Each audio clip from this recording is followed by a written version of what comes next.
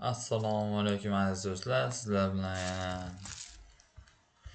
o'zimiz dasturchi kanalda biz bitta motivatsion gapdan aytib o'tamiz. Albatta biz birinchi bo'lib Word, Excel, PowerPoint o'rgatgan o'quvchilarimiz uchun HTML video darsimizni boshlaymiz. Mana xuddi shu rasmdagi mana shu HTML video darslarni boshlaymiz. Ya'ni VS Code orqali kod yozamiz.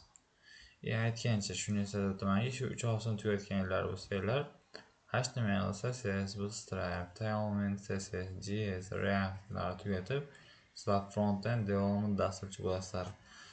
To'g'ri, tushunaman, bular ko'p ishlar mumkin, lekin albatta har qanaqa narsani qiyinchiligi bo'ladi. Xuddalik art solish qiyin, 2 yil yo 1 yil ketishga o'xshash bo'lgan.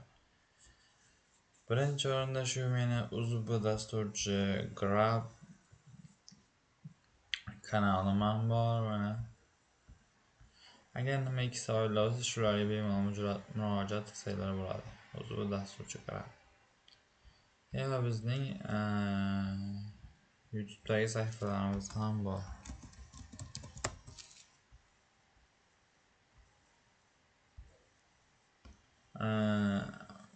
Shu o'zimni YouTube'dagi UZB dasturchi YouTube nomli kanalim va shunga ham videolar ko'rib, obunalar bosib, Assalomu alaykum kanallar bosib, sizlar degan dasturchi. Oldindan kattakon Bugungi darsimizda Qanday biz astoydil birinchi darsimizni boshlab olamiz. Dasturchi. Mana. HTML. Keyin shuncha o'yin tugmasini bosamiz va new bo'limidan folder tugmasini bosamiz. Shu yerga nom beramiz, aytaylik. HTML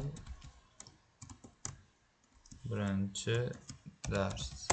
Enter. Va shuncha shuni olib biz shuncha o'yin tugmasini bosib, Open VS Code qilamiz.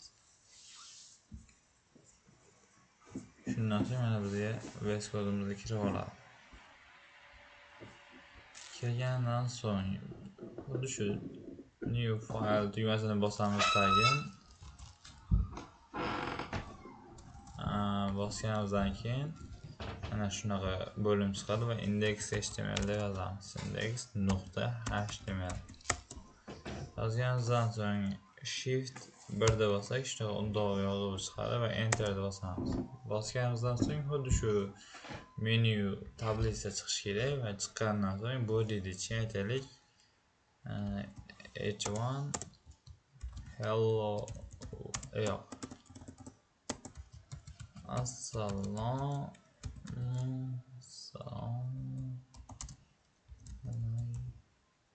alaykum.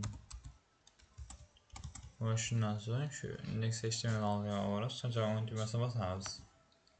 Mana ko'rasizlar, bu yerda hozir brauzerimizni ochish uchun nima yo'q, shuning uchun mana bu yerga bosamiz va shu yerdan live, ya'ni live server deb yozamiz. Va shundan so'ng mana shuni yuklab olamiz.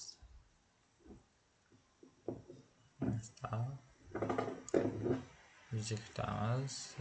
Shuni mana yuklab oldi, yaxshi. Uninstall bo'lganidan keyin yana bitta bosib qo'yamiz. Yana o'rnatildi. Va yana o'yinga bosib, shundan o'yinga bosamiz, Open with Live Server deb bosamiz. Mana assalomu alaykum deb Google orqali ochilyapti. Mana shu bugungi birinchi videomiz, ya'ni shu HTML dagi birinchi darsimiz bo'ldi.